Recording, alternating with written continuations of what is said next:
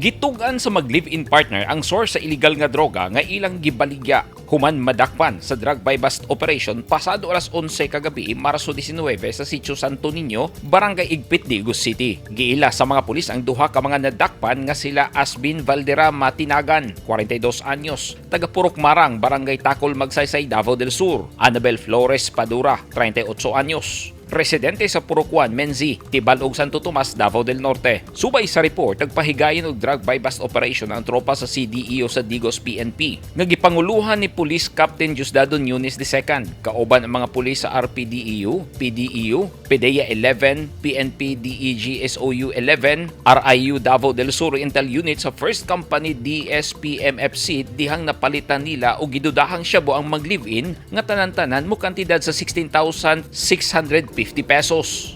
Asa ka ng source niyo? Ha? Kabakan. Kabakan. Sa pangalan sa Kabakan. Taga-asa. Picture Sa Kabakan. Ambot asa. Well, 90. Di ba? Sa pangalan to? Nato, bayan, isa. Isa kanisa, picture nila. Apa yung 90, tingnan ng tandog. Daga di mo darong pangalan sir, yung tuod darong ang daga pangalan. Pasado alauna kaganihang kaadlawon, Marso 20, naaktuhan sa mga nagpatrolya nga miyembro sa Digos City PNP ang usa ka construction worker nga kadudahan ang lihok mao nga ilaha kining gisitas sa may Lim Street, Barangay Zone 3 ug nasakpan nga aduna kini gitaguan nga gidudahang pinaugang marijuana nga mokantidad sa 18,900 pesos. Giila sa mga pulis ang suspect nga si Fritz J. Rohorama, 21 anyos, residente sa Purok 5, Malvar Street, Quirino Padada, Davao del Sur. May mga butanga ikuha na mo mismo sa isyu sa lalaki, siyahan ani pong usa isyu sa babae.